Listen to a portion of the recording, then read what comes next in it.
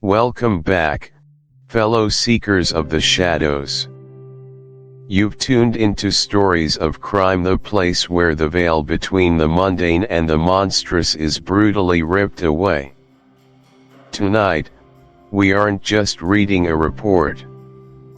We are opening a file, marked top priority, tucked away in the darkest corner of the archives. We're going to step across that chalk line and peer into the void, where human nature meets its most terrifying extremes. In this hour, the street lights flicker, the shadows deepen, and the truth is often far more chilling than any fiction you could invent. Forget the heroes. Tonight, we focus on the villains. On the motives that curdle the blood, and the consequences that echo forever. So, dim the lights. Lock your doors.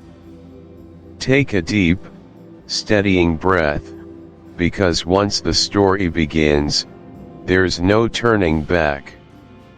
This is Stories of Crime. And the case we're unfolding tonight is Greenmantle, a whisper in the East. Welcome, dear listener, to a journey into the shadows of a world teetering on the precipice. This is a narrative not just of war, but of a whisper, a tantalizing enigma that could reshape the very fabric of global power.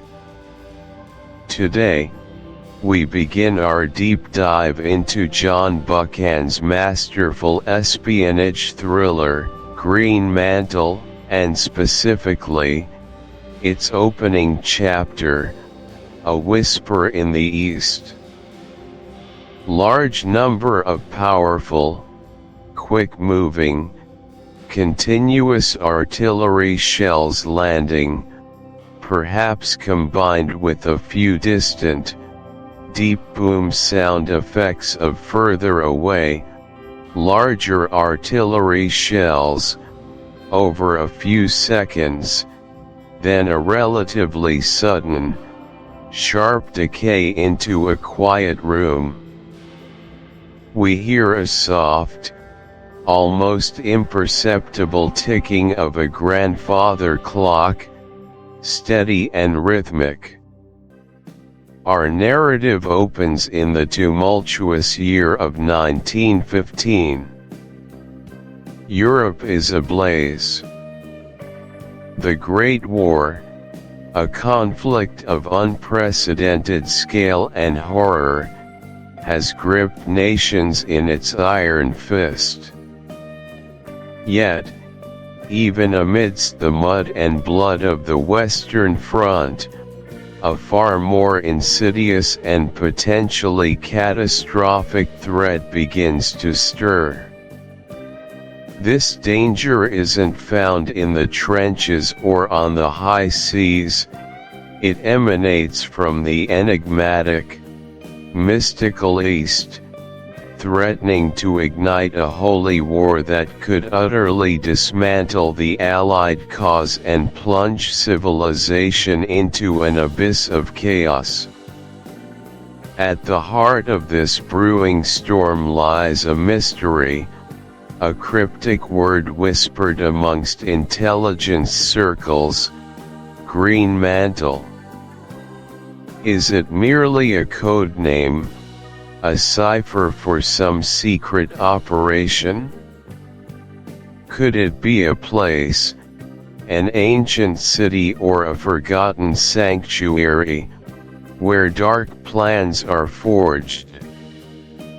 Or, perhaps most alarmingly, is Greenmantle a man, a charismatic, almost legendary figure capable of swaying millions with a single utterance?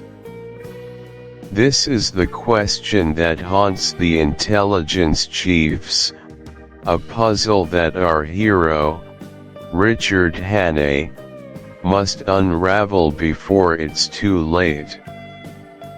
The stakes, my friends, could not be higher. If Richard Hannay, the unassuming yet indomitable protagonist we met in the 39 Steps, fails in his perilous mission, the consequences would be cataclysmic. The Allies, already struggling against the might of the Central Powers, would face an unholy new front, a surge of fanaticism and uprising from the Middle East that would drain their resources, fracture their unity, and ultimately lead to their defeat. Civilization, as we know it, would crumble, devoured by a darkness far more profound than any conventional warfare could unleash. This is the chilling reality that hangs over Hannay's every move, the crushing weight of responsibility that defines this extraordinary adventure. Let us dissect these powerful opening elements further, understanding their profound impact on the narrative and, indeed, on the entire espionage genre.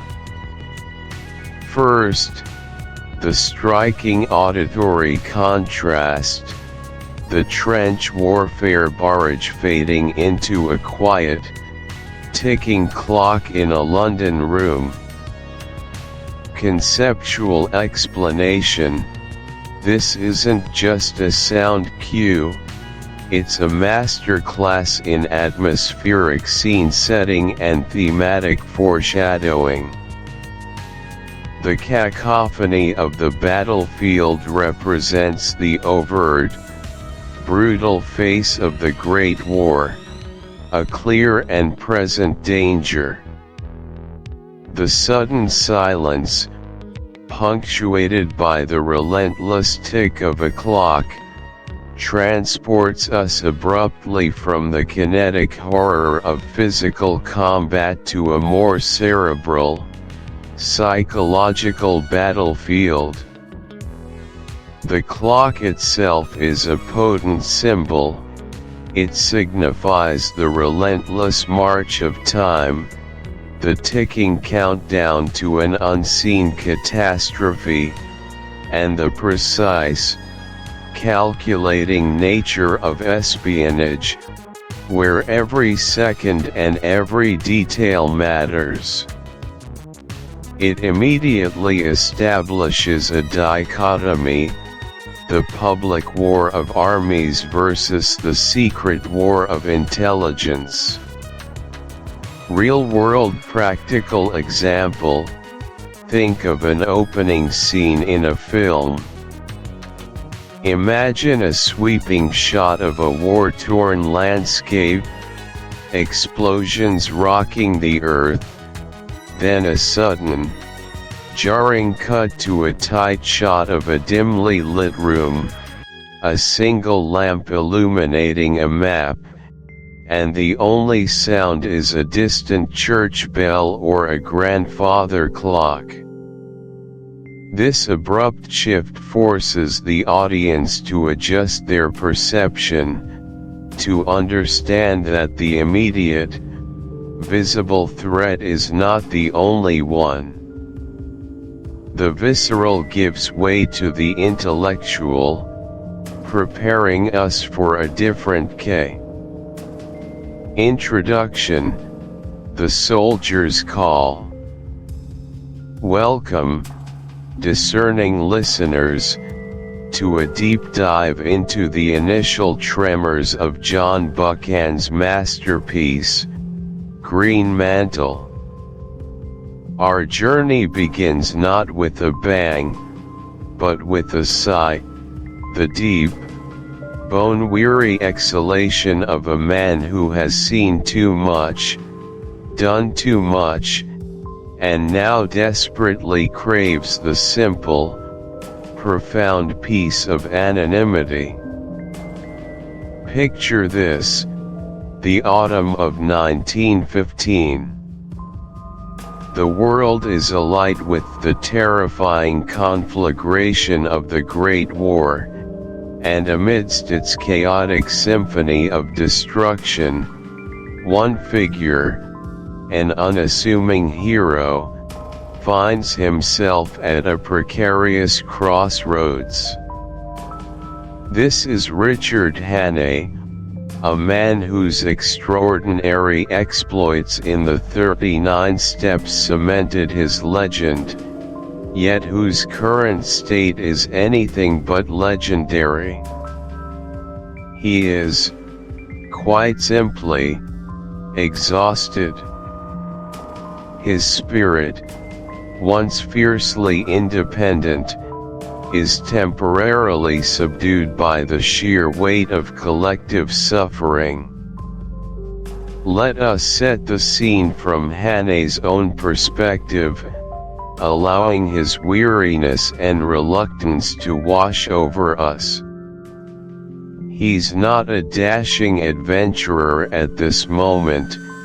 He is a soldier, scarred by experience, yearning for solace. The war, a relentless devourer of men and spirit, has taken its toll. For Hannay, the Battle of Loos looms large in his recent memory, a brutal, mud-caked crucible that tested the very limits of human endurance. It was a hellscape of gas attacks, relentless shelling, and the chilling, visceral reality of close-quarters combat. Every fiber of his being, every muscle, every nerve ending, screamed for respite. He desired nothing more than to shed the uniform, to forget the incessant drumming of artillery, the acrid stench of cordite, and the haunting cries of the wounded. He longed for the quiet hum of a country estate, the rustle of leaves in an English garden, a good book, and the profound, restorative power of doing absolutely nothing. His mind, perpetually sharp and analytical, was dulled by fatigue. This isn't the romanticized soldier of propaganda posters. This is the reality of a man pushed to his breaking point, a poignant echo of countless others who shared his grim fate on the Western Front. Conceptual explanation: Hannay's weariness isn't merely physical tiredness, it's a deep-seated exhaustion, a soul sickness brought on by prolonged exposure to trauma and the relentless demands of warfare. It's the kind of fatigue that permeates every aspect of existence, blurring the lines between waking and dreaming, making even simple tasks feel monumental. His reluctance to engage further stems from this profound need for recovery, a natural human response to overwhelming stress. It's a compelling opening, grounding our hero not in invincibility, but in deeply relatable vulnerability. This profound weariness serves as a poignant counterpoint to the urgent call that is about to disrupt his fragile peace. It makes his subsequent actions all the more heroic. Real-world practical example: Think of a modern-day first responder, a firefighter who has spent days battling a massive wildfire, or a doctor working tirelessly through a pandemic surge. The initial adrenaline gives way to a crushing fatigue, a mental fog, and an overwhelming desire for simple, unbroken rest. They're not shirking duty, they're responding to the biological and psychological imperatives of their bodies and minds. The physical aches, the mental looping of traumatic images, the emotional drain, these are universal experiences for those who face continuous, high-stakes pressure. Hannay embodies this universal human truth, connecting his fictional suffering to very real human experiences of burnout and trauma. Why it matters? This initial portrayal of Hannay's weariness is crucial for several reasons. Firstly, it humanizes him, making him far more relatable than an unflappable superhero. It grounds his subsequent heroic actions in a realistic context of personal sacrifice and overcoming adversity. Secondly, it elevates the stakes of the mission to come. If a man this tired, this desirous of peace, is compelled to act, the threat must be truly monumental. It underscores the severity of the crisis facing the Allies. Lastly, Chapter 1, The Gathering of the Companions. The Great War rages, but beneath the thunder of the trenches, a different conflict unfolds, a war of whispers and shadows. We find ourselves at the genesis of an impossible mission, one demanding extraordinary individuals. Not soldiers, but specialists. Each a master, possessing brilliance, bravery, and a touch of daring. Plucked from a war-torn world, their singular objective, prevent a holy war in the East, a conflict threatening global stability. This is the urgent need that drives our story. A shadowy threat, Greenmantle, stirs in the Ottoman Empire, aiming to ignite a pan-Islamic jihad against the Allies. The stakes are immense. The British Empire faces destabilization, and the war effort against Germany could be crippled. Traditional military might is useless here. This requires subtlety, infiltration, understanding, and a unique kind of courage. It requires the right people. The search begins. In the brutal reality of 1915, this intelligence operation carries immense weight. The world needs heroes capable of navigating cultural complexities, enduring harsh conditions, and resisting the crushing weight of danger. Our task is to understand not just who these companions are, but why they are indispensable, and why their improbable collaboration is the only hope. This is the gathering of the companions, a moment charged with destiny. Each introduction reveals a key to unlocking an insurmountable challenge. Let's delve into these extraordinary individuals, one by one. First, we encounter Sandy Arbuthnot. Conceptually, he is the quintessential master of disguise and an unparalleled expert in Eastern cultures. Imagine a man who effortlessly sheds one identity to seamlessly adopt another.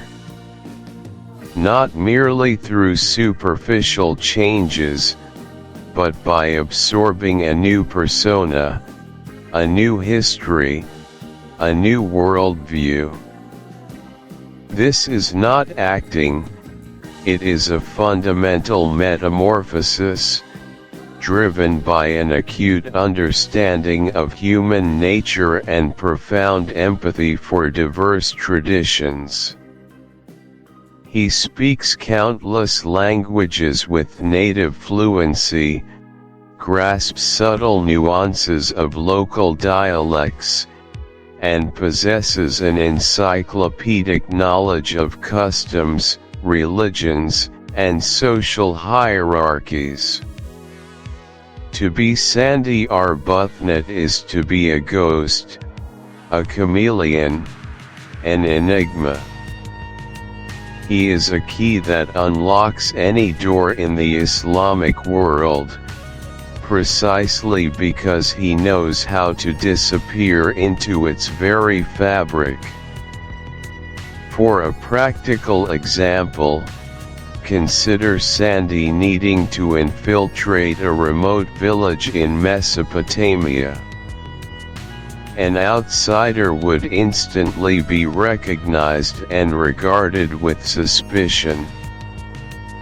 A typical British agent, even one speaking some Arabic, would be betrayed by European mannerisms.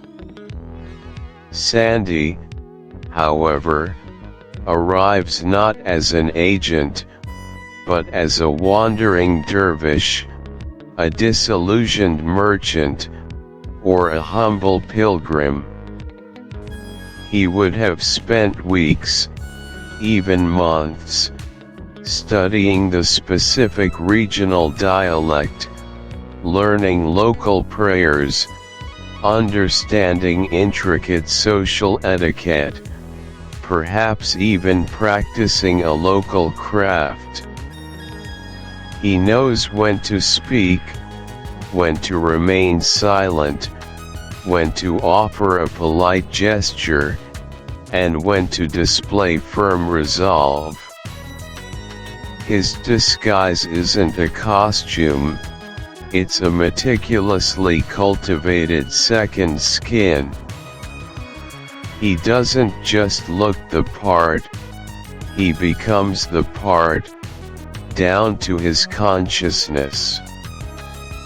He could sit in a tea house, overhear conversations, absorb vital intelligence, and never once raise an eyebrow. His participation in local rituals would feel entirely genuine, cementing his acceptance. Why does Sandy's mastery matter so profoundly for this mission? Greenmantle operates within the deeply religious and culturally sensitive context of the Islamic world. This isn't about destroying infrastructure.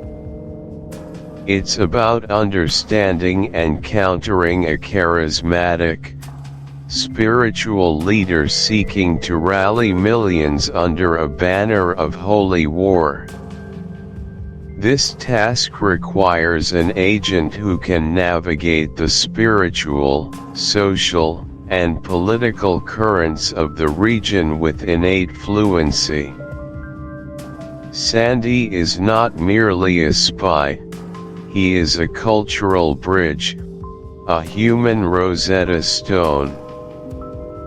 He can identify legitimate grievances, discern genuine faith from cynical manipulation, and understand deep-seated motivations.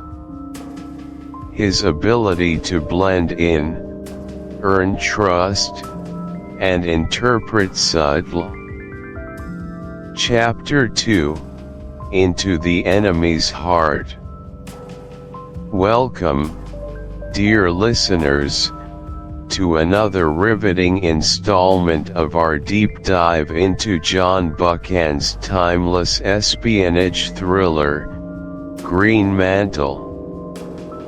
In our previous chapter, we witnessed the audacious recruitment of Richard Hannay, pulled from the quietude of a remote Scottish farm back into the swirling maelstrom of international intrigue.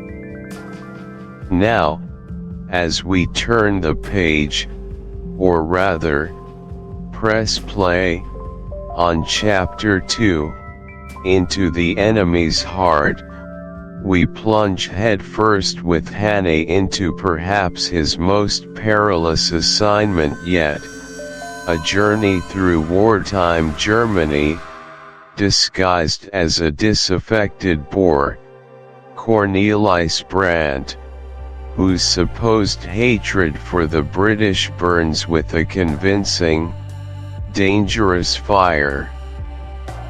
Imagine, if you will, the sheer audacity of this undertaking. The year is 1915. Europe is ablaze with the Great War. Enemy lines are not merely geographical divisions but psychological chasms. For Hannay, a decorated soldier and staunch patriot, to assume the identity of someone who despises everything he stands for, and then to walk freely, openly, through the very heartland of the enemy, is a testament to his extraordinary courage and his unwavering commitment to king and country. This chapter isn't just about travel, it's about a profound transformation, a high-wire act of deception where one wrong word, one unguarded glance, could spell not just failure, but certain death. We are about to explore the meticulous craft of espionage, the unbearable tension of living a lie, and the psychological toll it exacts. Let us journey with Hannay, as he steps beyond the realm of mere disguise and truly becomes a ghost in the machine, a whisper among shouts, a spy within the enemy's heart. First, let us thoroughly examine Hannay's transformation into Cornelis Brandt. This wasn't a simple matter of changing clothes or adopting an accent, it was an immersive plunge into an entirely new persona, built from the ground up to withstand the scrutiny of a nation at war. Conceptually, the creation of Cornelis Brandt involves a complete reconstruction of Hannay's public identity. He had to shed every trace of Richard Hannay, his mannerisms, his speech patterns, his worldview, even his gait. Brandt needed a plausible backstory, one that could be verified, or at least not easily disproven, and one that resonated with the political sentiments of the time. For Hannay, this meant crafting a Boer who had fought fiercely against the British in the recent South African War, nursed a deep, festering resentment, and now, disillusioned with the perceived betrayal of the Boers, was seeking common cause with Germany against the detested British Empire. The identity had to be robust enough to convince hardened German intelligence officers and ordinary citizens alike, all while remaining internally consistent for Hannay himself.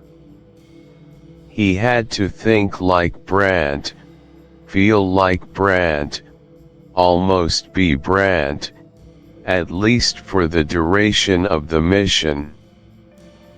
The details were paramount: the specific dialect of Afrikaans, the rough-hewn clothes, the carefully cultivated air of bitter cynicism. This wasn't merely acting, it was becoming another person, a total immersion of self. A powerful real-world practical example of such a profound transformation can be found in the story of Eddie Chapman, a British double agent during World War II, codenamed Zigzag. Initially a safecracker and petty criminal, Chapman was imprisoned in Jersey when the Germans invaded. He offered his services to the Abwehr, the German intelligence service, convincing them of his genuine anti-British sentiment. Chapman underwent intensive training in Germany, where he completely assimilated the role of a German operative. He was sent back to Britain, supposedly to sabotage an aircraft factory, but immediately turned himself into MI5. For the rest of the war, he worked as a double agent, maintaining his convincing facade for the Germans while secretly feeding them misinformation and exposing their agents. Chapman's transformation was so complete that the Germans never truly doubted his loyalty, even after he had spent years working against them. He adopted the Chapter 3, The Shadow of Colonel Stumm. The journey into the heart of the enemy's lair is never without its perils, and for Richard Hannay, the shadows deepen considerably with the arrival of a truly formidable adversary. We've spoken of the intricate web of espionage, the silent dances of deception, but now, the stage is set for a direct, brutal confrontation that will test Hannay's very limits, both intellectual and physical. In Chapter 3, The Shadow of Colonel Stumm, our narrative takes a sharp, perilous turn. This chapter isn't merely about advancing the plot, it's about introducing a force of nature, a tangible threat whose presence elevates the stakes from a geopolitical chess match to a desperate fight for survival. We are about to meet the primary antagonist, a man whose sheer bulk and cunning intellect cast a long, chilling shadow over Hannay's every move. This is where the game truly changes, becoming intensely personal, inescapably visceral. The quiet machinations of intelligence gathering give way to the raw, immediate danger of discovery, of capture, of absolute failure. Prepare yourselves, for the shadow of Colonel Stumm is vast, and escaping it will demand everything Hannay has and more.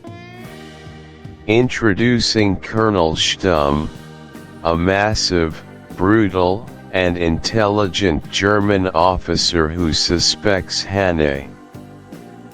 Conceptual explanation: Colonel Stumm is not just another cog in the German war machine, he is a meticulously crafted archetype of the enemy.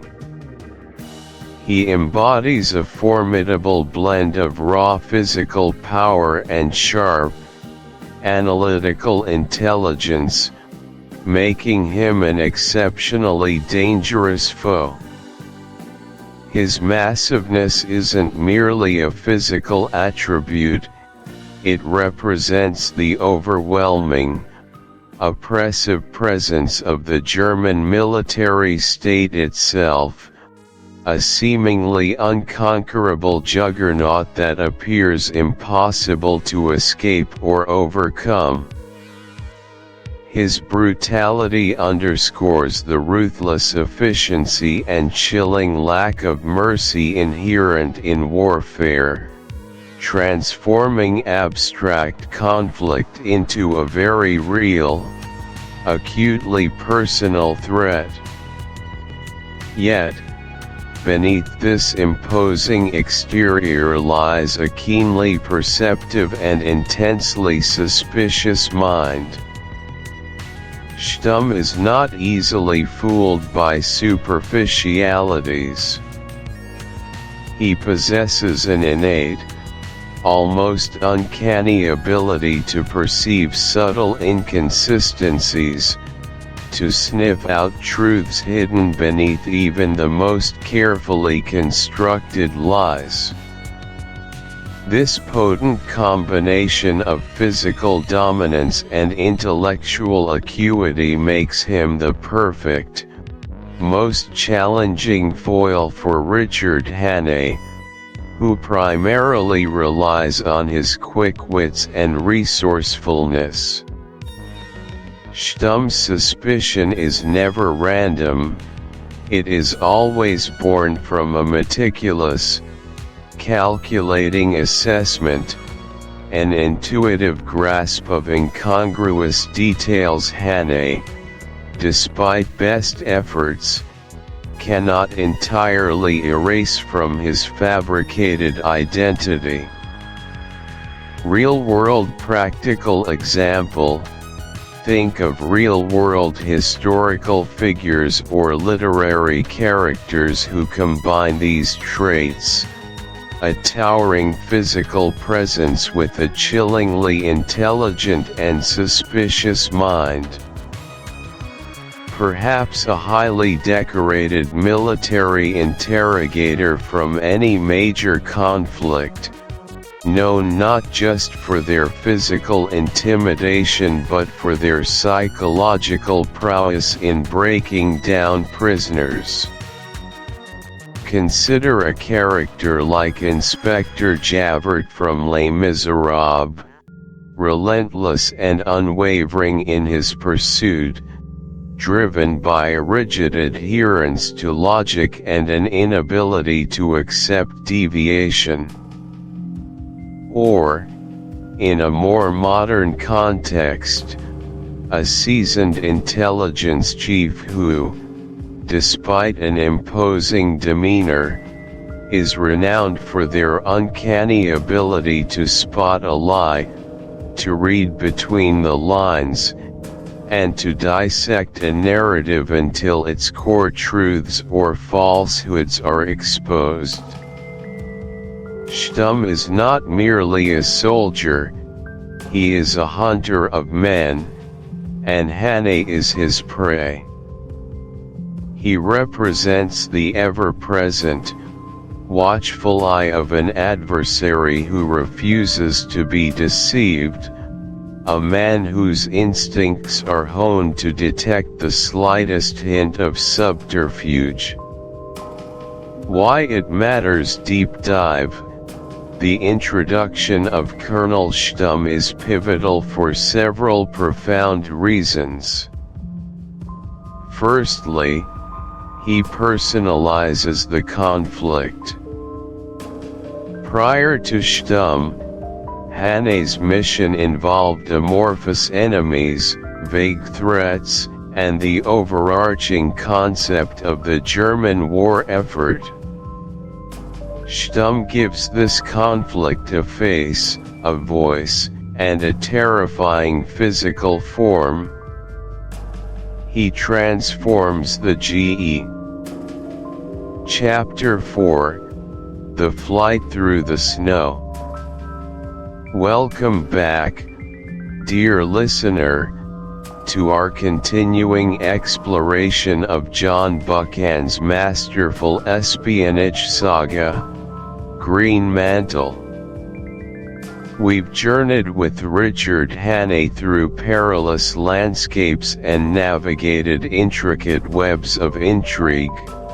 But now, in Chapter 4, we plunge into an altogether different kind of crucible, a survival thriller sequence that will push our hero to his absolute breaking point. This isn't merely a chapter about pursuit, it's a visceral, bone-chilling narrative of raw endurance against the unforgiving might of nature and the relentless pursuit of his enemies. Imagine, if you will, the biting winds whipping across snow-laden plains, the crunch of frozen earth underfoot, the desperate, lung-searing struggle to simply put one foot in front of the other as the icy grip of winter threatens to claim you, even before your pursuers can. This chapter strips away the suave spy persona, revealing the primal man beneath, fighting for survival with every ragged breath. It is a testament to the sheer will to live, a desperate flight through a landscape that is both breathtakingly beautiful and utterly ruthless. At its core, this segment of Chapter 4 presents us with the quintessential man versus nature struggle, overlaid with the immediate threat of man versus man. Hannay's trek through the snowy Bavarian forests isn't just a physical journey from point A to point B, it's a psychological gauntlet, a test of spirit as much as stamina. He is deep behind enemy lines, isolated, hunted, and entirely dependent on his own wits and resilience. The desperate aspect isn't merely descriptive, it reflects the profound stakes involved. Every decision, every ounce of expended energy, carries monumental weight. The conceptual framework here is one of forced self-reliance and the brutal assessment of one's own limits when all external support is stripped away. It's the ultimate expression of a character pushed to the very edge, where the niceties of civilized espionage fall away, replaced by the instinctual drive to survive another hour, another minute, another step. This isn't about grand strategic maneuvers or clever deceptions, it's about the fundamental, raw act of putting one foot in front of the other when every fiber of your being screams for respite. It's the solitary hero's journey distilled to its most elemental, most painful form. The forest, a silent, majestic entity, becomes both a potential sanctuary and an immediate threat, its depths promising concealment while simultaneously presenting insurmountable obstacles of cold, hunger, and disorientation. This forced intimacy with the wilderness forces Hannay to confront his own mortality in a way few other scenarios could. Buchan paints this picture with stark realism. Hannay is not merely walking, he is plodding, stumbling, crawling. He falls, picks himself up, and falls again. The snow isn't just a backdrop, it's an adversary, deep and clinging, sapping his strength with every lifted leg. He recounts instances where the white landscape blurs into an indistinguishable expanse, where the simple act of discerning direction becomes a monumental mental effort.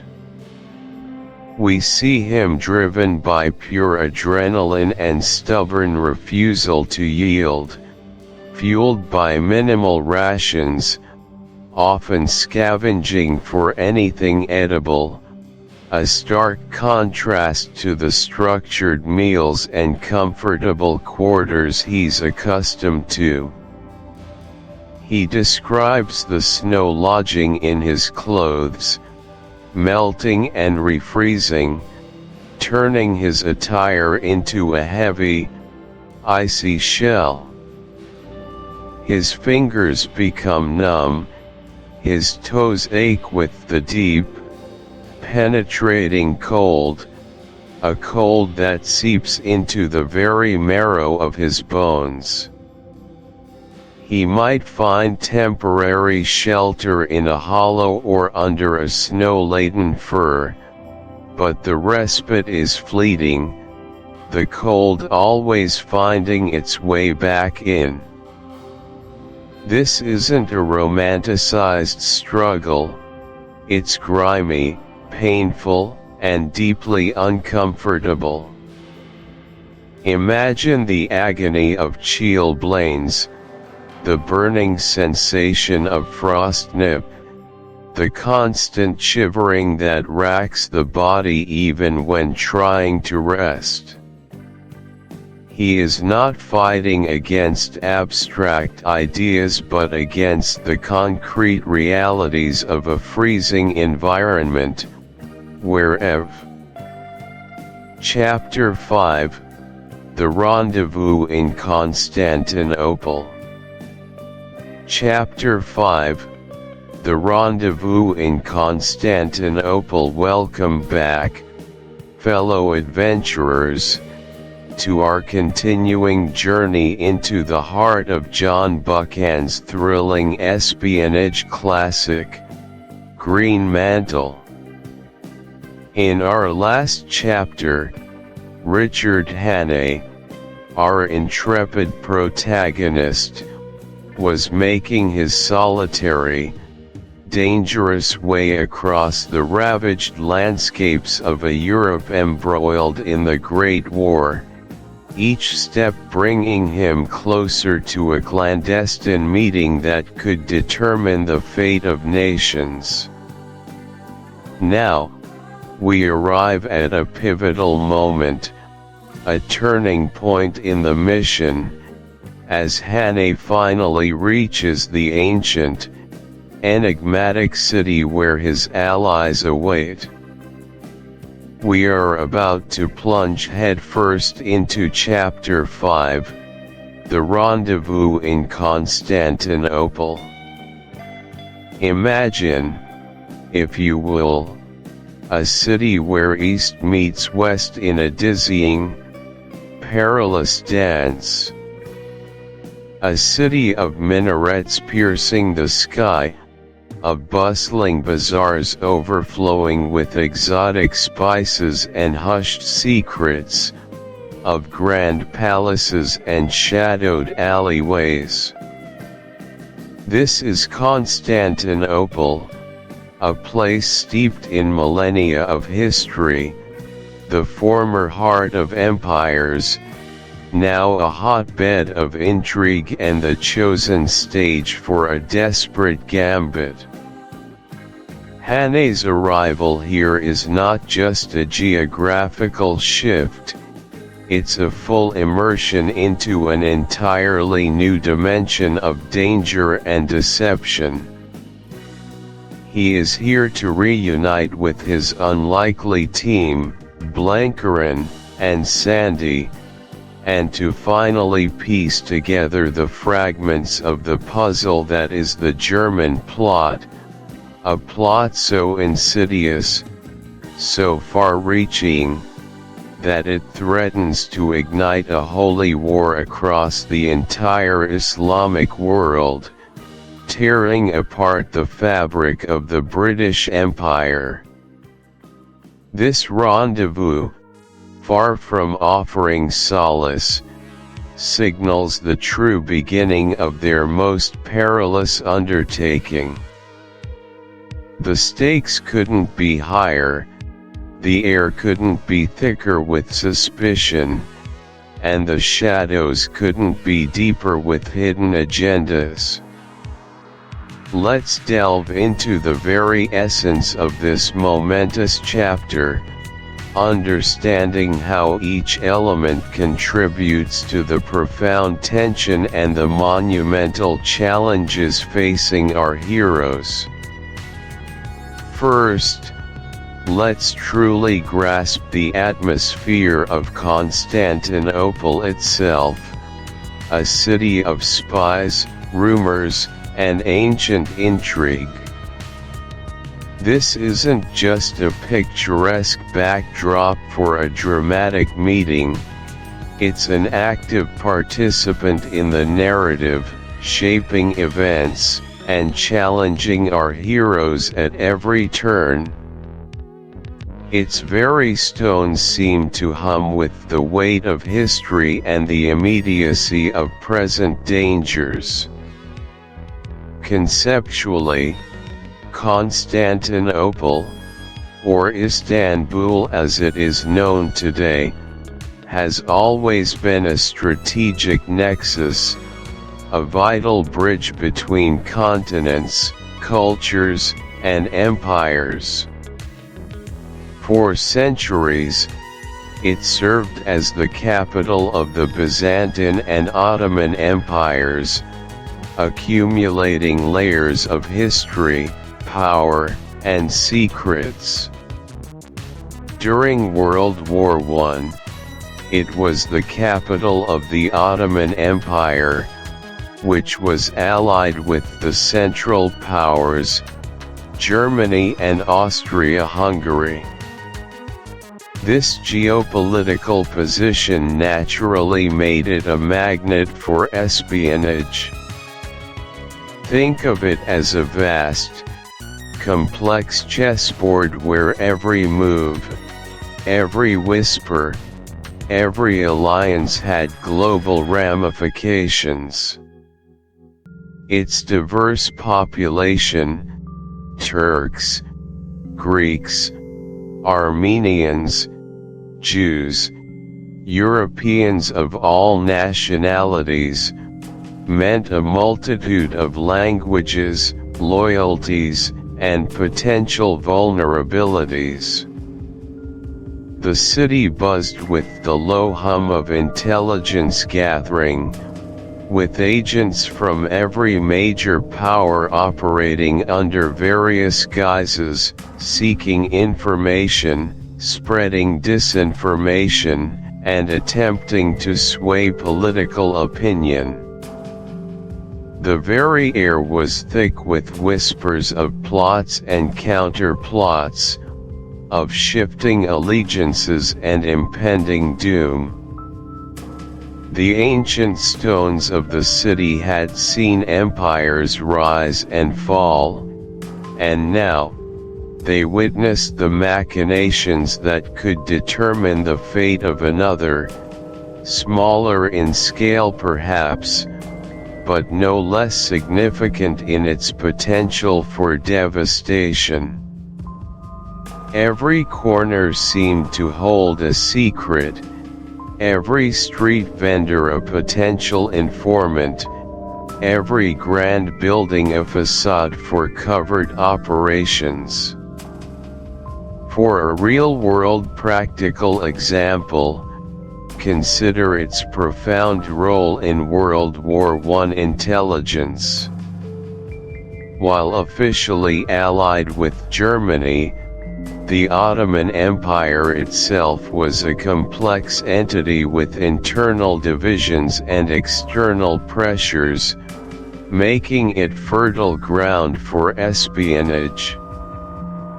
British, French, and Russian intelligence services had long established in Chapter 6, The Lady of the Morning Star.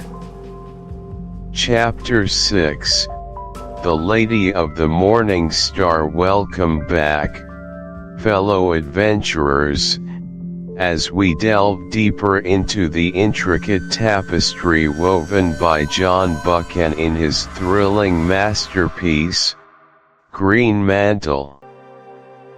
In our previous discussions, we've tracked Richard Hannay's perilous journey, his encounters with shadowy figures, and the ever-present threat of a global conspiracy.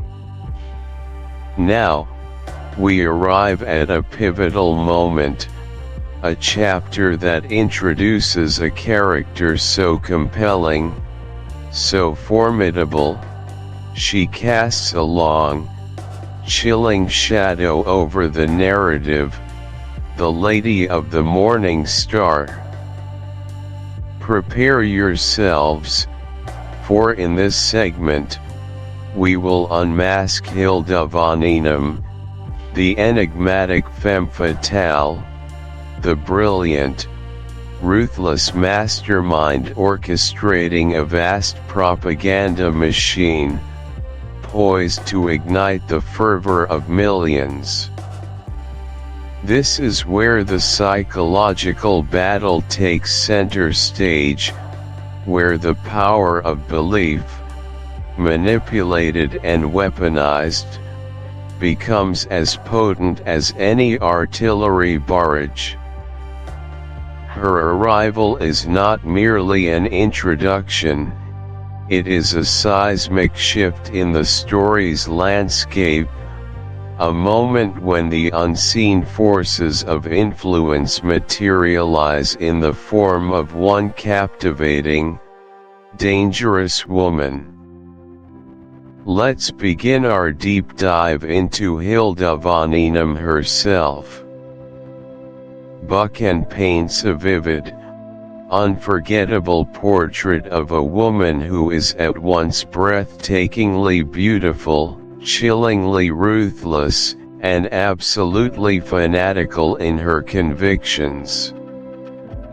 Her beauty is not merely superficial adornment, it is a deliberate, potent weapon, disarming those who might otherwise question her motives, drawing them into her orbit. Imagine, if you will, the kind of beauty that commands attention, not just with its aesthetic appeal, but with an inherent power, an aura of authority. This is a woman whose presence fills a room, whose gaze is piercing, whose every gesture is imbued with a calculated grace. Conceptually, Hilda von Einem embodies the dangerous allure of charismatic leadership. She understands the psychological impact of appearance and uses it to her advantage. Her ruthlessness, however, is what truly defines her. It's not a petty cruelty, but a cold, unwavering determination to achieve her objectives, no matter the human cost. She operates with the precision of a surgeon, willing to make difficult, even brutal, choices if they serve the greater cause she so fervently believes in. Her fanaticism is the engine of her being, a zealous devotion to her ideology, a conviction so profound it eclipses all moral ambiguity. She is not merely an agent, she is a high priestess of a dangerous creed, convinced of the righteousness of her cause. This blend of attributes makes her an extraordinarily dangerous adversary, someone who commands not just fear, but also a twisted form of respect. She is a woman of intellect and conviction, which amplifies her threat far beyond that of a simple villain. To illustrate this with a practical example from the book, consider how Hannay, despite his hardened nature and suspicion, is immediately struck by her presence. Buchan describes her as having a kind of terrible beauty, a phrase that encapsulates the dual nature of her charm and her threat. Her voice is described as having a hypnotic quality, capable of swaying opinion, not through logic, but through sheer force of will and a captivating delivery. She moves through the story with an almost regal air, never truly challenged, always in control, even when surrounded by powerful men. Her ability to effortlessly dominate any social or intellectual exchange, to subtly guide conversations to her desired conclusions, exemplifies her mastery of psychological manipulation. She doesn't need to shout to be heard. Her presence alone is enough to command attention and obedience. She wields her intelligence and her charisma as a general wields an army, deploying them with strategic precision to achieve her aims. Why does this matter? Her character is not just a convenient plot device, she is the embodiment of the ideological warfare prevalent during the First World War. She represents the sophisticated, often unseen, battle for hearts and minds, a conflict waged not with bullets, but with words. Chapter 7: The Secret of Greenmantle. Welcome to Chapter 7 of Greenmantle, a place where the veil of the Near East begins to lift, revealing the audacious machinations of nations and the desperate struggles of individuals caught in the currents of war. As we delve into the secret of Greenmantle, prepare yourself for a masterclass in espionage, where identity is fluid, truth is a weapon, and faith can be manipulated with devastating precision.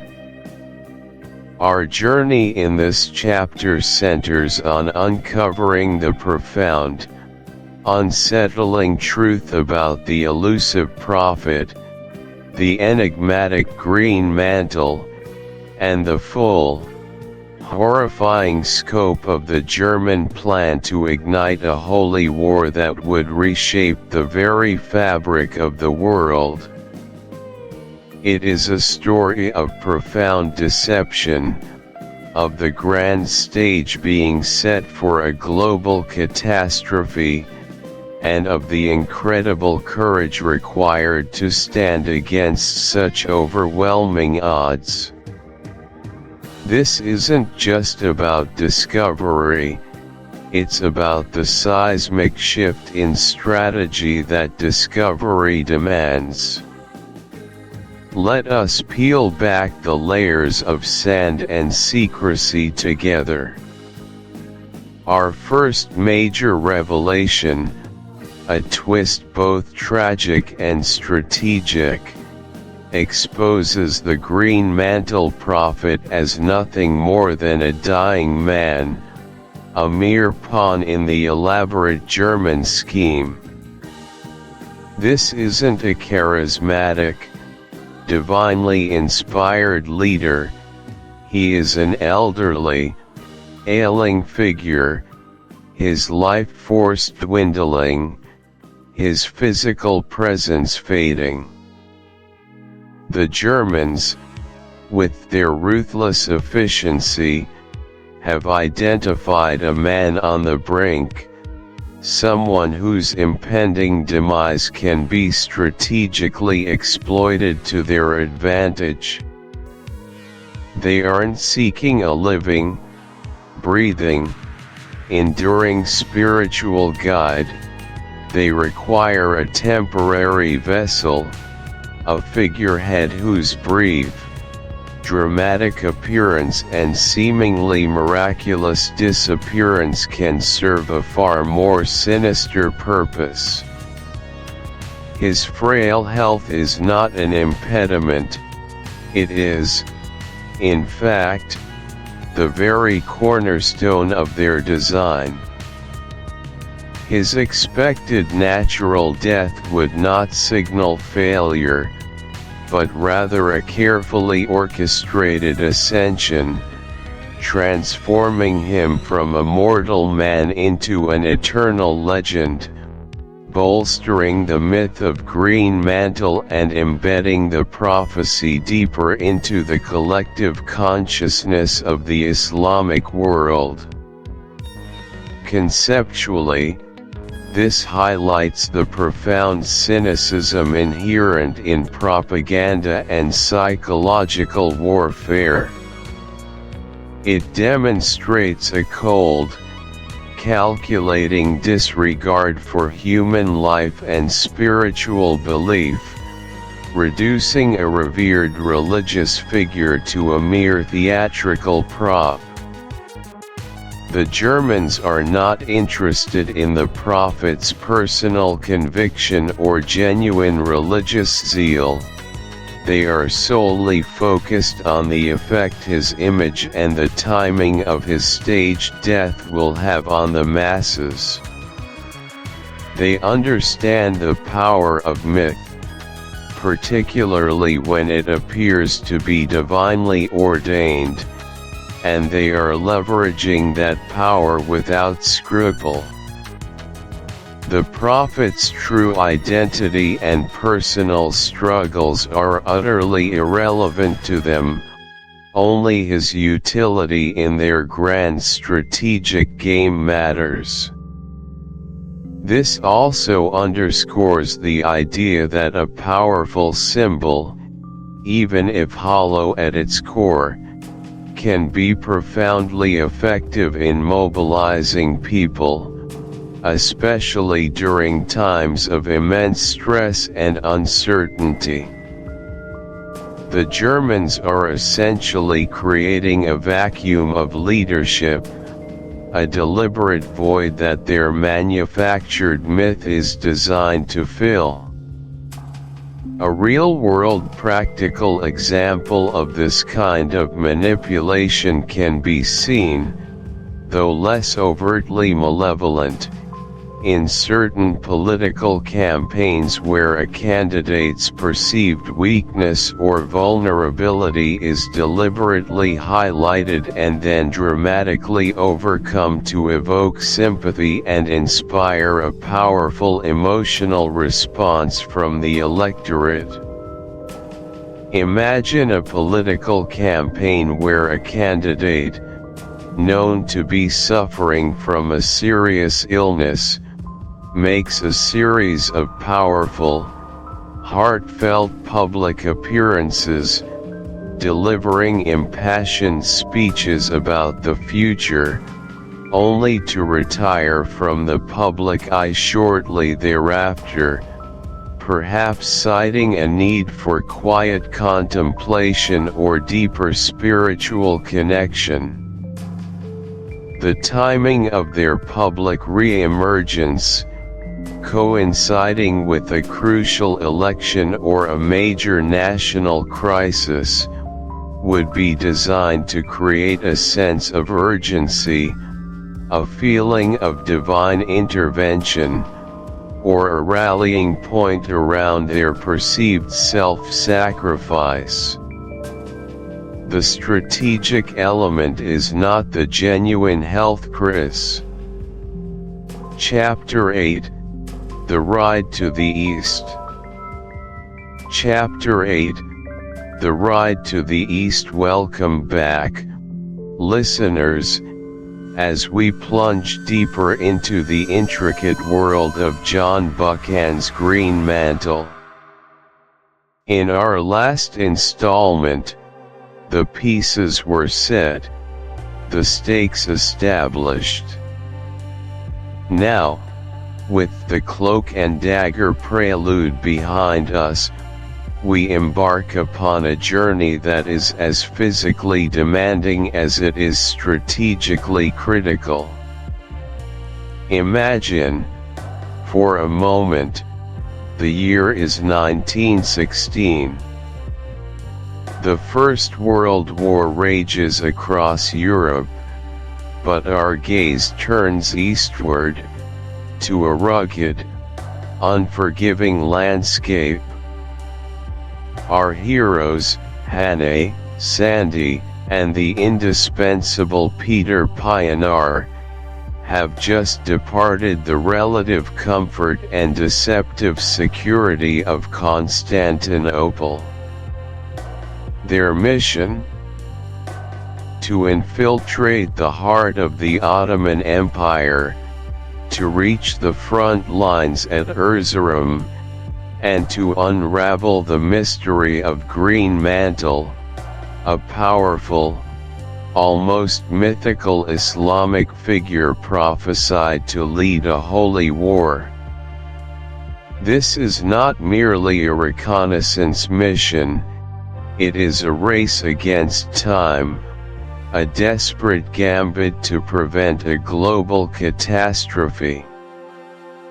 They are heading into a land that is both ancient and volatile, a land where every shadow might conceal a threat, and every mile traveled is a testament to sheer endurance.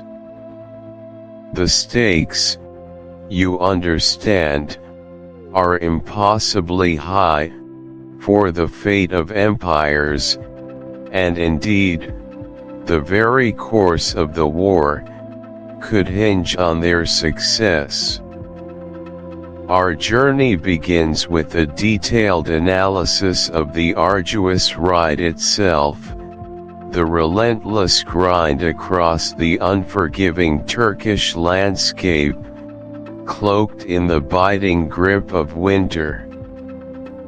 Conceptually, this leg of their mission encapsulates the sheer physical and mental fortitude required for espionage in an era before modern communication and transportation.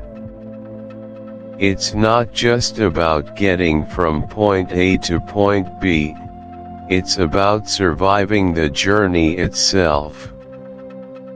The landscape of eastern Anatolia is notoriously harsh, a vast expanse of mountains, plateaus, and desolate plains.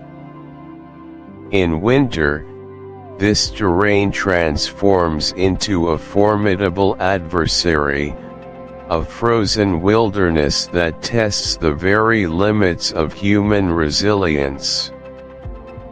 Consider the practical realities. Our protagonists are not traveling in armored vehicles or on well-maintained roads. They are largely on horseback, navigating tracks and trails that are frequently obscured by snowdrifts, or rendered treacherous by sheets of ice. The biting wind, a constant companion, whips across the open steppes, tearing at their clothing, stealing their body heat. Imagine the incessant chill seeping into your bones, the numbness in your fingers and toes, the difficulty of maintaining circulation even while moving. Each day brings the challenge of finding shelter, often in rudimentary villages or abandoned caravanserais that offer little respite from the cold. Food and water are scarce, requiring careful rationing and an intimate knowledge of the land to secure even meager supplies. This relentless exposure, combined with the constant physical exertion, takes a profound toll, draining energy, dulling senses, and eroding morale. It's a battle not just against external threats, but against their own bodies and minds, pushing them to the brink. Why does this matter so deeply to our understanding of Greenmantle? This arduous journey serves several critical functions within the narrative. Firstly, it underscores the profound resilience and sheer determination of Hannay, Sandy, and Pioneer. Their ability to endure such privations, day after day, week after week, speaks volumes about their character and their commitment to the mission.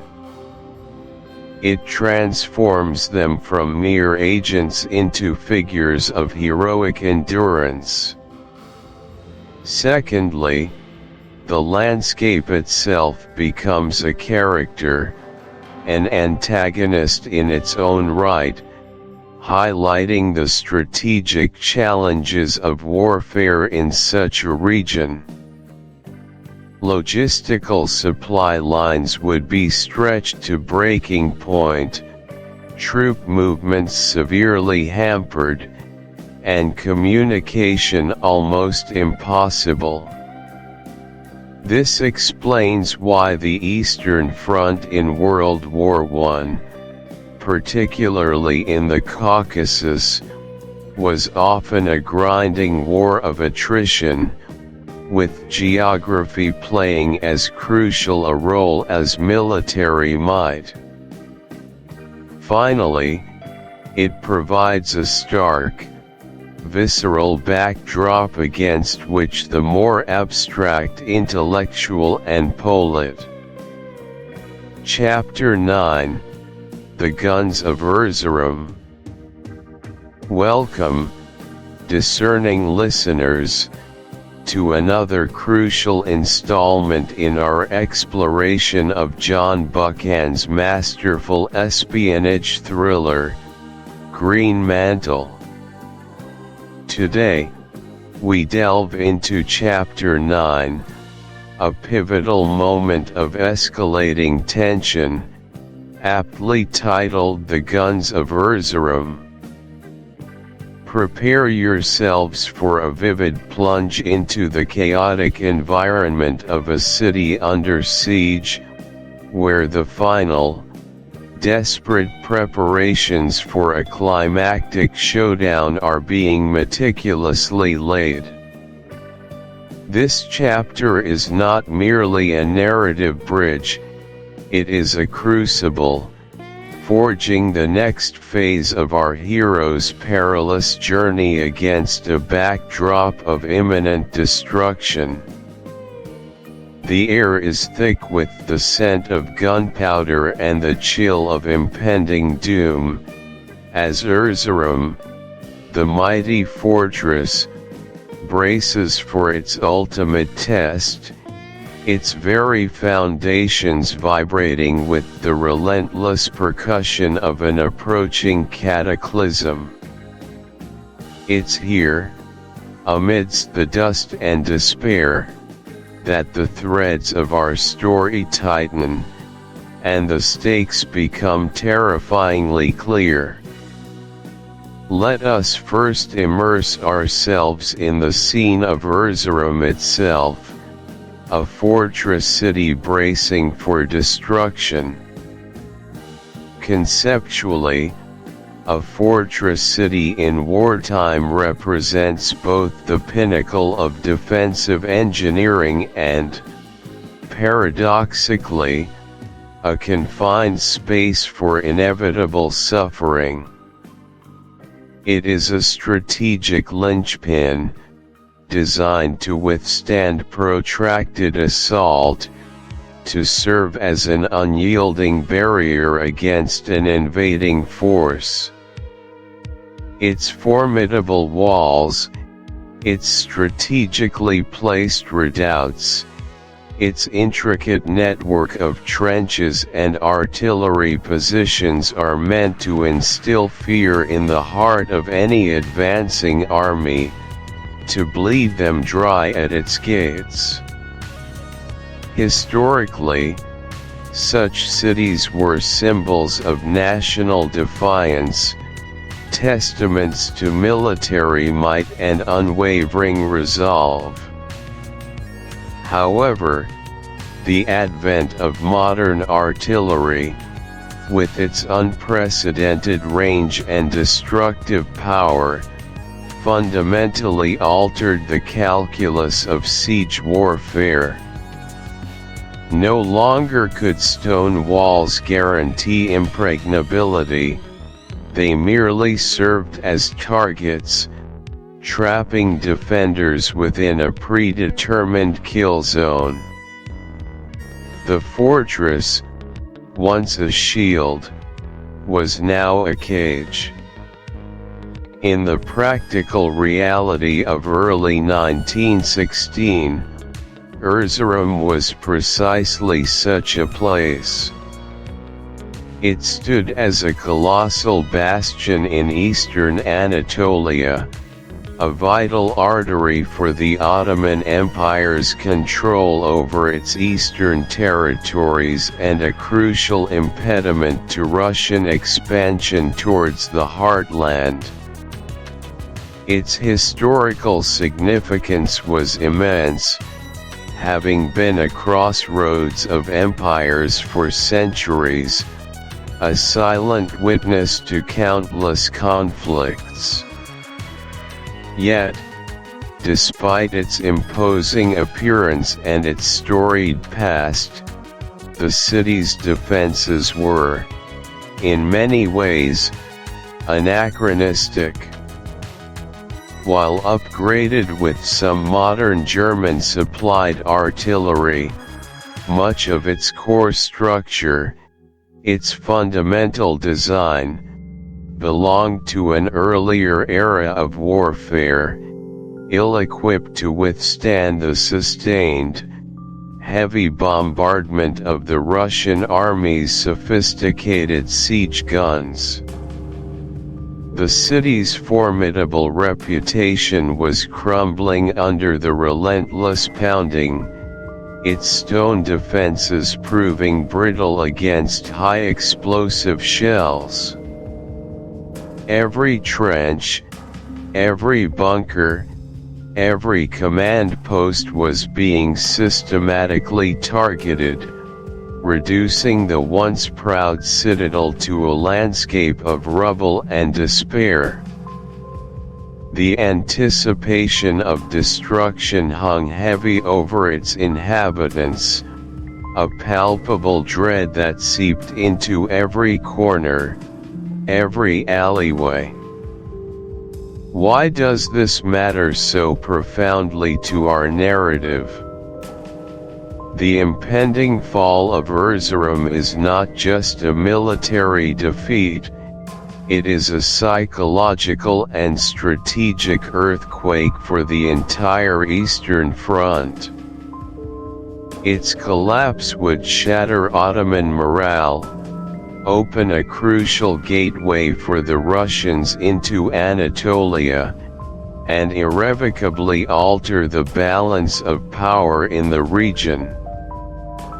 For the German High Command, who had invested so much in supporting the Ottoman war effort, the loss of Erzurum represented a catastrophic setback, jeopardizing their broader designs for a jihadist uprising that the Greenmantle prophecy was meant to ignite.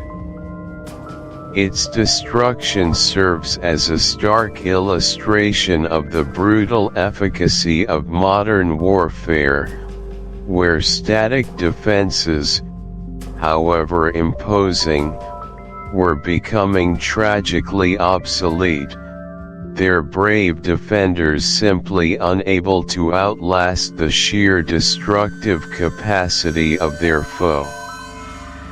The city's fate underscores the Chapter 10, The False Prophet Revealed.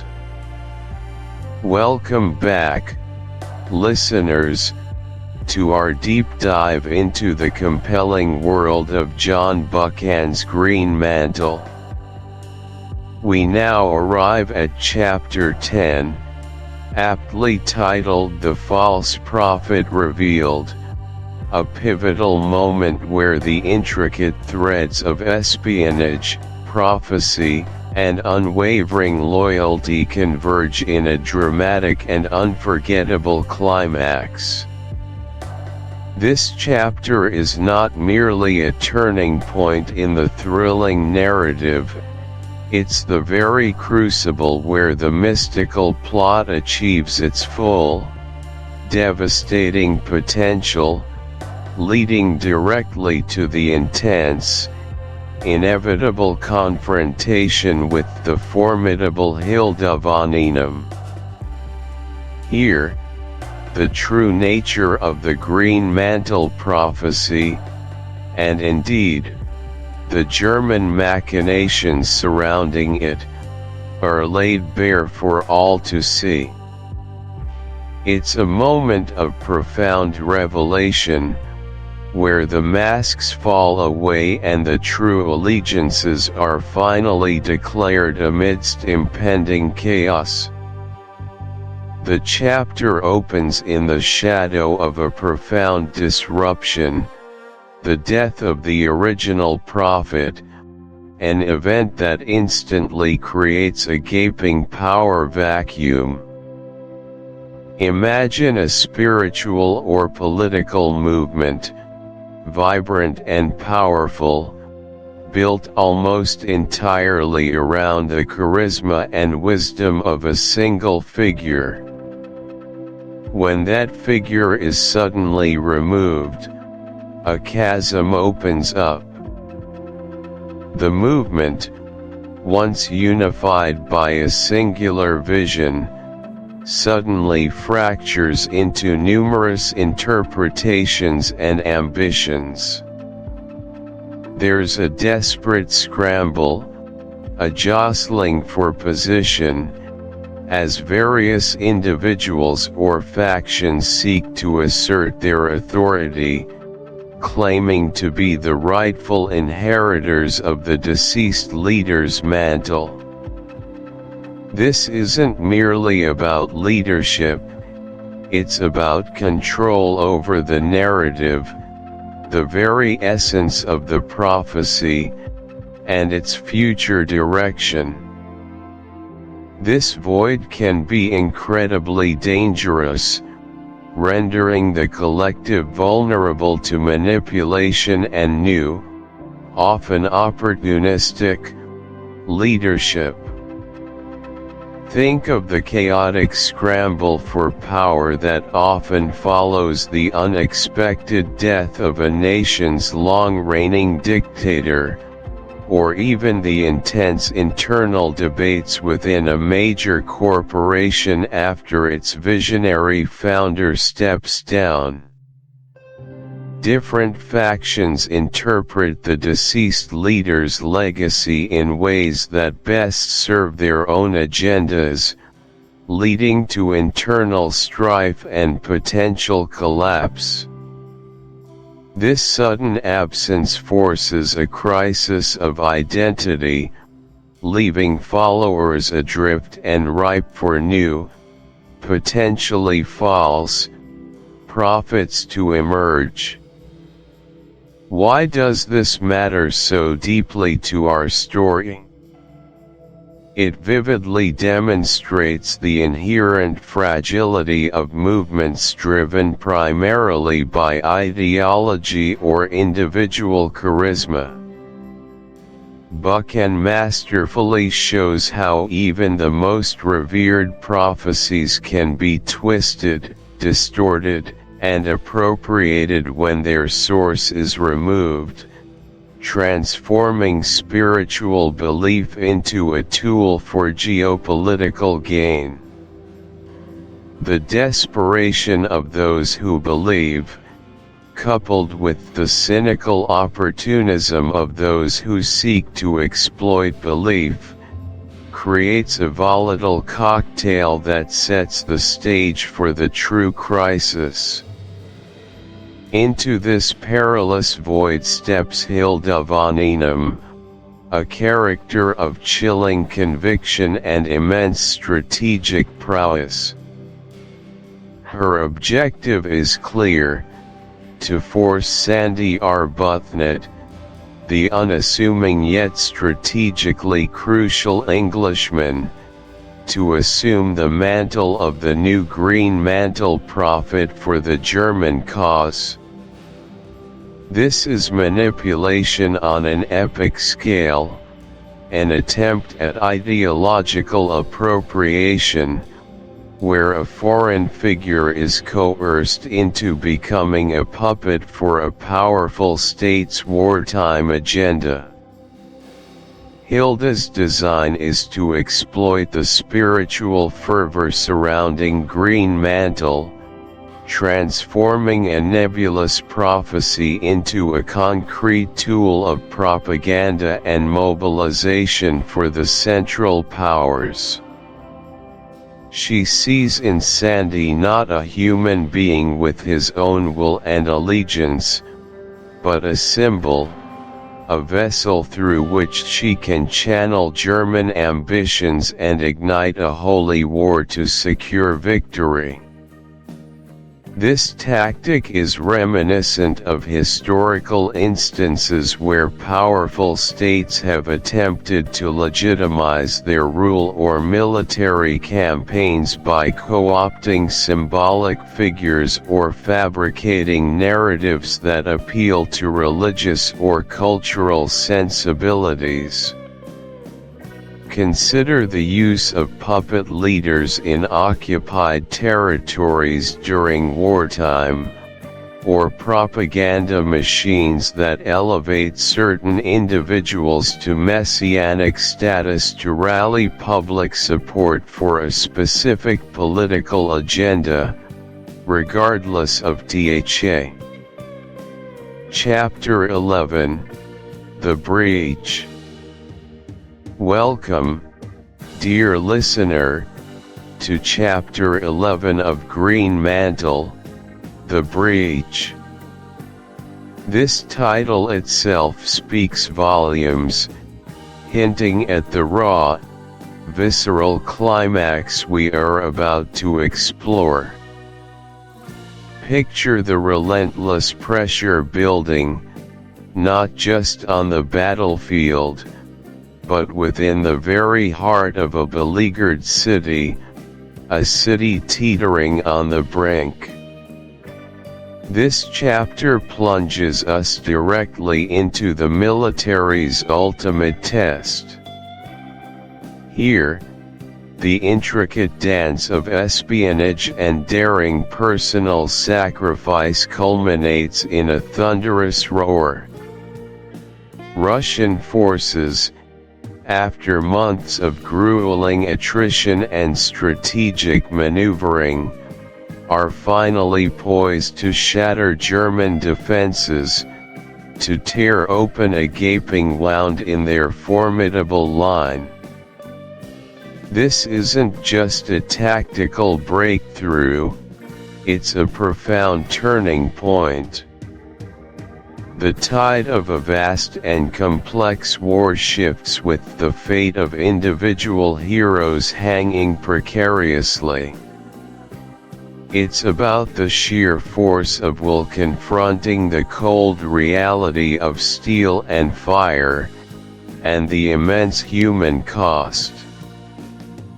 Prepare yourselves, for the gates are about to give way, revealing the true chaos and heroism of war's final, desperate moments.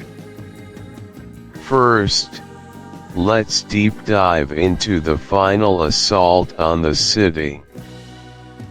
The concept of a final assault isn't just a simple charge, it's the meticulously orchestrated culmination of all previous strategic efforts. It demands overwhelming force applied at perceived weak points, exploiting intelligence, and leveraging every logistical advantage. The objective extends far beyond mere territorial gain. It seeks to utterly break the enemy's will, unraveling their cohesion through relentless, unyielding pressure. It's the moment where all strategic patience yields to tactical urgency, where every gun, every man, every ounce of courage and ammunition is committed to a decisive push.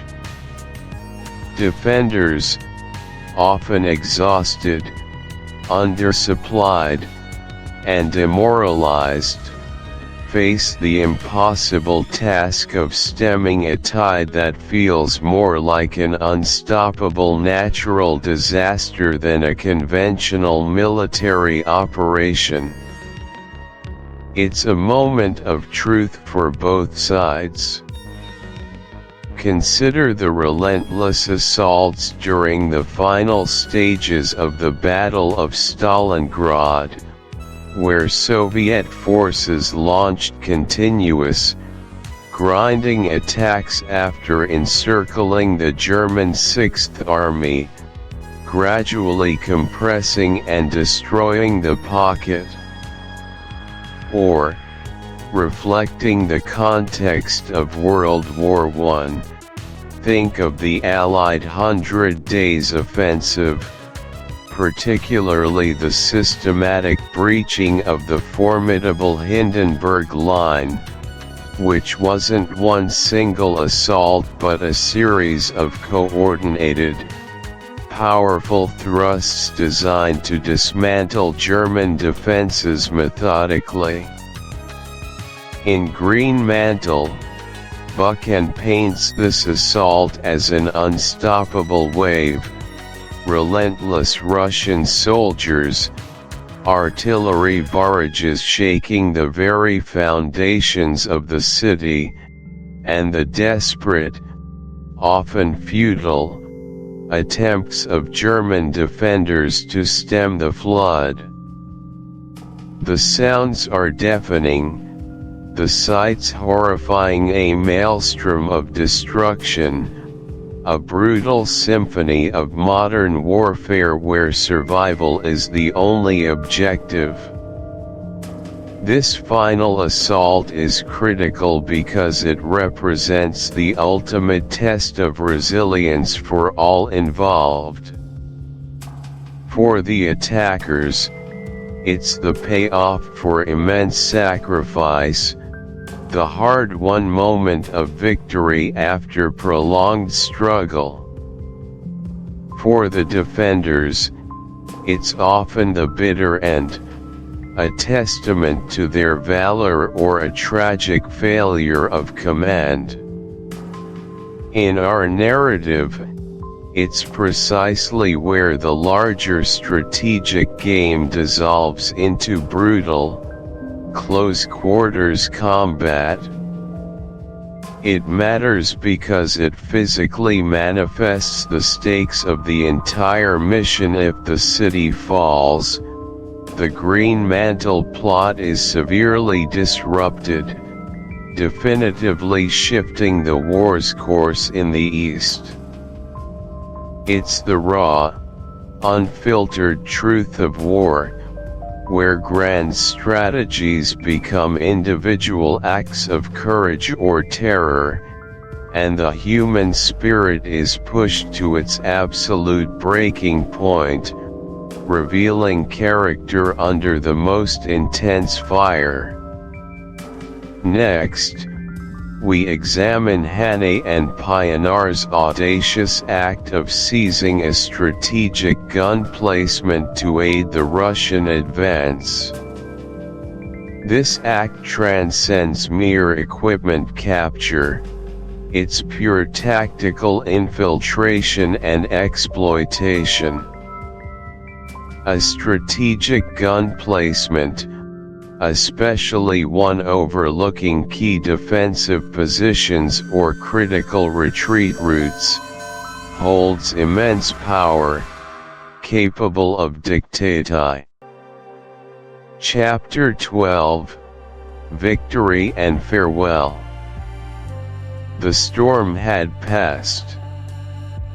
The tempest of steel and courage had raged, leaving behind the quiet hum of victory, a fragile peace settling over a land that had trembled on the precipice of a global uprising. This is Chapter 12, Victory and Farewell, the powerful conclusion to our journey through Greenmantle, where the high stakes of international espionage culminate not just in triumph, but in a profound reflection on the human cost and the fragile bonds forged in the crucible of conflict. We stand now in the aftermath, surveying the landscape of a mission accomplished, the echoes of battle still lingering, yet gradually fading into the dawn of a new, albeit uncertain, peace. The very air in Erzurum now hummed with a different kind of energy. Our story reveals the grand, almost theatrical, entry of the Russian Grand Duke into the city. This wasn't just a strategic occupation, it was a profound symbolic act, a visible manifestation of Allied strength asserting control where the whispers of a dangerous pan-Islamic movement once held sway. Such a triumphant procession, often a cornerstone of historical power shifts, acts as a potent psychological victory, as impactful as any direct military engagement. It sends an unmistakable message to friend and foe alike about the shifting tides of authority. Consider a leader's motorcade entering a newly liberated town. It's more than mere ceremony.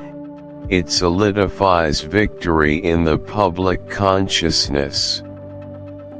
For the Grand Duke, this was precisely that, a bold declaration that the core of Ottoman resistance here was broken. This moment is critical because it signifies the immediate, tangible outcome of our hero's perilous mission, the official recognition of success. It's the visual proof that the Greenmantle plot, the insidious threat Hannay and his companions so bravely confronted, has been decisively neutralized, marking a crucial shift in the geopolitical reality of the Great War. Amidst the swirling dust and the triumphant cacophony, our battered team found each other. Hannay, Blancarin, Sandy, and Pioneer, four disparate men, drawn from vastly different walks of life, united by an impossible task, survived against incredible odds. Their reunion isn't just a narrative convenience, it's a profound testament to the resilience of the human spirit and the peculiar camaraderie forged in the extreme pressures of wartime espionage. This concept, the band of brothers phenomenon, transcends simple friendship. It's a deep, unspoken understanding born from shared trauma and absolute reliance on one another.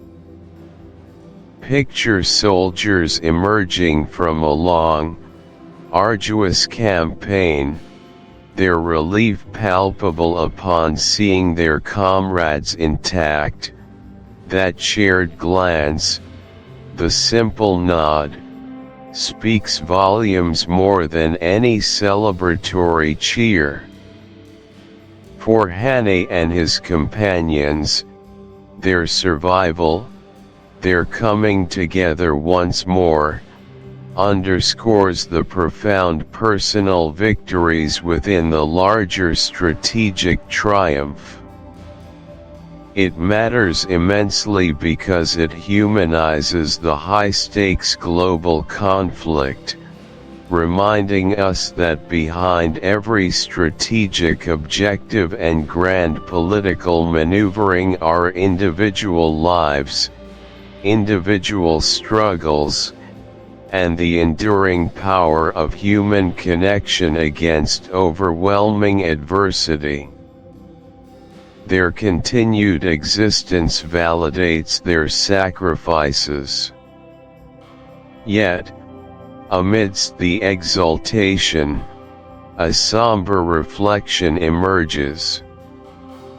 Victory always carries a cost, and for our heroes, this was no exception. There's a strange, almost unsettling respect for their fallen enemies, especially for Greenmantle himself.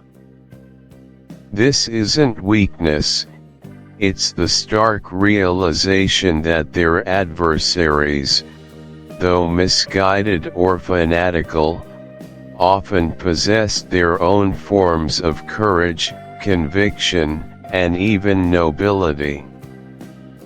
This complex sentiment, acknowledging the humanity of those one opposes, is a hallmark of mature conflict narratives.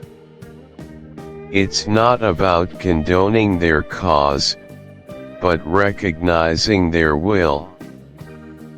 Think of historical figures like Rommel, respected by Allied commanders for his tactical brilliance despite being an enemy.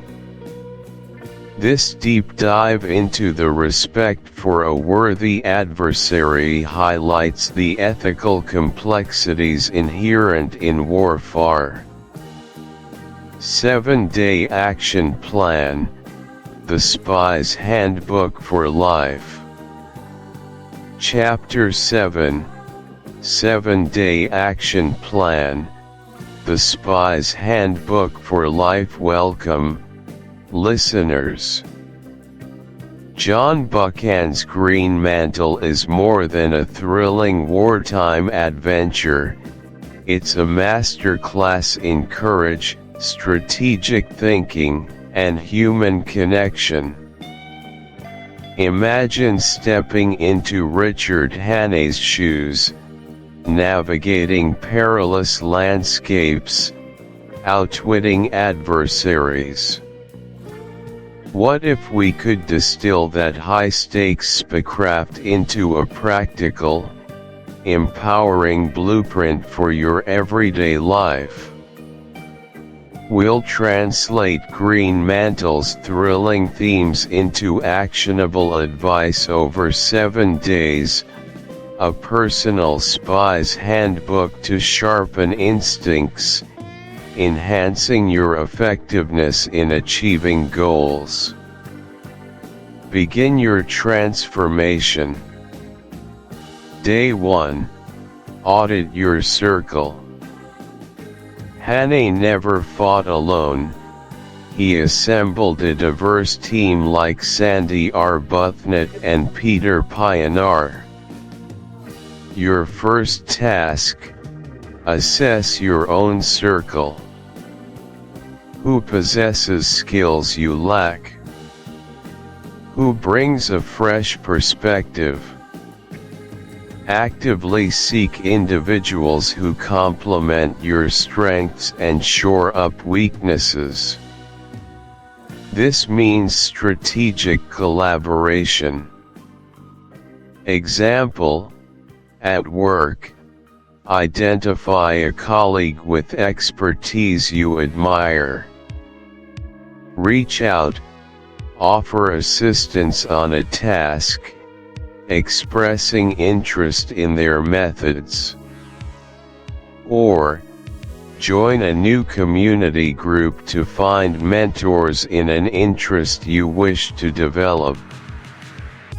Why it matters: a diverse team prevents blind spots, fosters innovation, and provides robust support.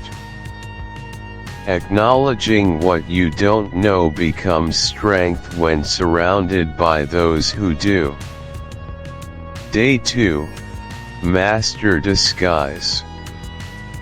Hannay often blended in, adopting personas to gather intelligence. This means adaptability, not deception. Practice fitting seamlessly into new environments. Observe unspoken rules, mannerisms, and jargon, then subtly adjust your presence without losing authenticity. Example: attending an unfamiliar meeting, take time to observe. Note the dress code, how people address each other, communication norms. Then, adjust posture, tone, and language to build rapport. Why it matters: Adaptability builds trust and facilitates communication. It allows you to navigate diverse social and professional landscapes with ease, making you a more effective presence, building crucial bridges. Day 3. The power of observation. Spies thrive by noticing details others miss. Today, dedicate yourself to listening more than speaking. Gather intelligence from surroundings. Pay attention to body language, conversation nuances, and underlying emotions. What isn't being said? Example: in your next conversation, aim to be silent for 70% of the time. Truly listen. Observe facial expressions, gestures, shifts in posture. In a public space, simply sit and watch, noticing patterns and individual stories unfolding. Why it matters: deep observation is the bedrock of understanding. It anticipates needs, identifies conflicts, and uncovers opportunities purely verbal interaction misses. It sharpens intuition and enhances empathy. Day 4. Courage under fire. Hannay faced terrifying situations with unwavering resolve. Today, identify one fear, big or small, and take one concrete step to face it. It could be a difficult phone call, asking for a raise, or speaking up. Example: if public speaking is a dread, volunteer to speak for just 1 minute at a team meeting. If networking causes anxiety, commit to introducing yourself to one new person at your next social gathering. Why it matters: courage isn't the absence of fear, it's acting despite it. Each small act expands your comfort zone, builds self-confidence, and proves your capability to overcome. Resilience is forged this way. Day 5. Trust your instincts. Peter Pioneer relied on primal senses when data was scarce. When logic falls short, tune into your gut feeling. Faced with a decision, quiet external noise and listen to your inner voice. What does your intuition tell you? Example: for a medium-stakes decision, project priority or email response, gather facts, then pause. Close your eyes. What's your immediate, unadulterated reaction? Does it feel right or off? Acknowledge the feeling. Why it matters: instincts are a culmination of past experiences, subconscious observations, and emotional eye. Summary: the journey retold. Welcome back, intrepid listener, to our crucial summary of John Buchan's thrilling Greenmantle. As our epic adventure concludes, it's time to consolidate our understanding, weaving together espionage, courage, and destiny. This chapter offers a concise, insightful recap, revisiting pivotal moments and illuminating profound character arcs. See the complete tapestry, woven from perilous missions and unwavering loyalty. First, Richard Hannay's remarkable trajectory. From a bored London soldier, he was abruptly plunged into a high-stakes mission, becoming the unlikely savior of the East. This epitomizes the hero's call, an ordinary individual pulled into extraordinary circumstances, experiencing profound personal growth under immense pressure. His initial skepticism hardened into steely determination, relentlessly confronting the plot across Europe. This highlights latent potential within every person. Capacity for greatness emerges when duty calls, proving true heroism arises from unexpected origins. Our success wasn't Hannay's alone, it was a testament to collaboration. Sandy Arbuthnot, mystic linguist, offered crucial cultural insights. John Buchan, shrewd American, brought tactical brilliance. Peter Pioneer, rugged South African scout, contributed unparalleled tracking. This diverse ensemble, a perfectly orchestrated machine, navigated treacherous landscapes, outwitted adversaries. Their collective genius demonstrates daunting challenges require a symphony of talents. United effort triumphs over individual limitations. At its heart, Greenmantle champions a timeless theme: individual bravery and steadfast friendship turn history. This isn't merely a romantic notion, it's powerfully demonstrated by their relentless pursuit against overwhelming odds, their unwavering loyalty forging an unbreakable bond. Their desperate final stand, fueled by mutual trust, averted global catastrophe. The enigmatic Greenmantle mystery resolved.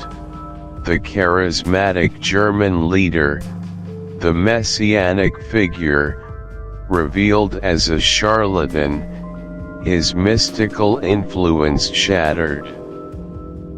This narrative inspires us, determined individuals, united by purpose, shape destiny against deceit. Your next mission. You've journeyed through daring escapes with Hannay. This adventure, however, transforms. Your mission now shifts, active engagement, cementing your understanding and joining an enduring legacy. First, if this narrative captivated you, please leave an honest review on your preferred audiobook platform. Your feedback is vital. It guides new listeners to quality content and directly supports the creators you enjoy. This act truly matters, enriching the community for everyone. Second, for those eager to rejoin the fray, Hannay's journey continues. I urge you to dive into Mr. Stand Fast, the next gripping installment. It escalates the stakes, drawing Hannay into a desperate war of wits, offering deeper character development and expanding this rich narrative universe. Third, remember the 7-day action plan? Share your results or favorite moments from Greenmantle on social media using Greenmantle Reads. This connects you with fellow enthusiasts, sharing diverse perspectives, and reinforcing your personal takeaways. It truly amplifies your learning. Finally, as we conclude this thrilling mission, the world is watching. Stay vigilant. Thank you for listening to this audiobook. If you found value, meaning, or inspiration in this journey, please remember to like the video, subscribe to the channel, and turn on notifications so you won't miss the next chapter. Your support helps us bring more timeless classics to life. See you in the next reading.